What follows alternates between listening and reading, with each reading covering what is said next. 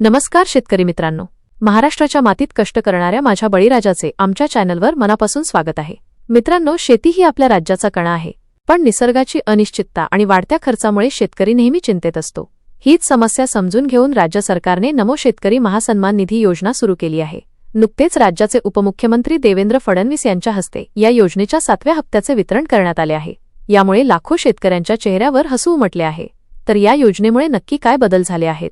याचा लाभ फक्त पैशांपुरता मर्यादित आहे की त्यापुढे जाऊन ग्रामीण अर्थव्यवस्थेवर याचा काय परिणाम होत आहे आणि भविष्यात सरकारची काय योजना आहे, हे सर्व आज आपण सविस्तर पाहणार आहोत। सर्वात आधी समजून घेऊया की ही योजना का महत्त्वाची आहे। आजच्या काळात शेती करणे केवळ कष्टाचे काम राहिले नाही, तर ती एक मोठी गुंतवणूक प्रक्रिया बनली आहे। बियाणे, खते आणि मजुरीसाठी हजारो रुपये लागतात।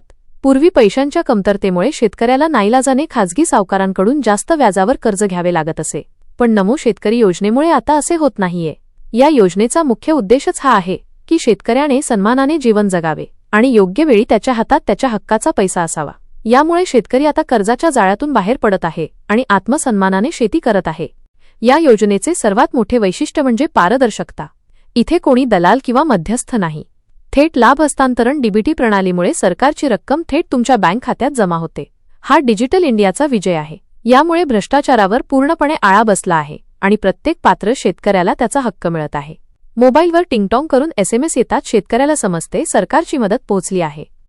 नुकताच 7वा हप्ता शेतकऱ्यांच्या खात्यात जमा झाला आहे। ही रक्कम वेळेवर मिळाल्यामुळे शेतकऱ्यांना आता खते आणि कीटकनाशके खरेदी करण्यासाठी कोणासमोर हात पसरण्याची गरज पडत नाही। हे पैसे जसे शेतकऱ्याच्या खिशात येतात तसाच याचा परिणाम गावाच्या अर्थव्यवस्थेवरही होतो। कसा? जेव्हा शेतकरी बाजारात खरेदी करण्यासाठी जातो तेव्हा गावातील छोटे दुकानदार आणि व्यापाऱ्यांचा व्यवसाय वाढतो। म्हणजेच ही योजना फक्त एका शेतकऱ्याची मदत करत नाही, तर संपूर्ण गावाला आर्थिक गती देते। मित्रांनो, या पैशाचा वापर फक्त शेतीसाठीच होत नाही। अनेकदा मुलांची शाळेची फी भरण्यासाठी किंवा घरात कोणी आजारी पडले तर औषधांसाठी ही रक्कम वेळेवर मदत करते। यामुळे शेतकरी कुटुंबाला एक प्रकारची आर्थिक सुरक्षा आणि मानसिक आधार मिळाला आहे। तसेच संपूर्ण प्रक्रिया संगणकीकृत झाल्यामुळे आता तलाठी ऑफिसच्या फेऱ्या मारणे बंद झाले आहे। कागदपत्रांची कटकट कमी झाली आहे आणि सरकार आता थेट शेतकऱ्याच्या दारापर्यंत पोहोचले आहे। तज्ज्ञांच्या मते हंगाम सुरू होण्यापूर्वी मिळणारा हा पैसा शेतकऱ्यांसाठी वर्किंग कॅपिटल भांडवलप्रमाणे काम करतो। सरकार फक्त पैसे देऊन थांबले नाही, तर भविष्यात या योजनेची व्याप्ती वाढवण्यावरही विचार सुरू आहे।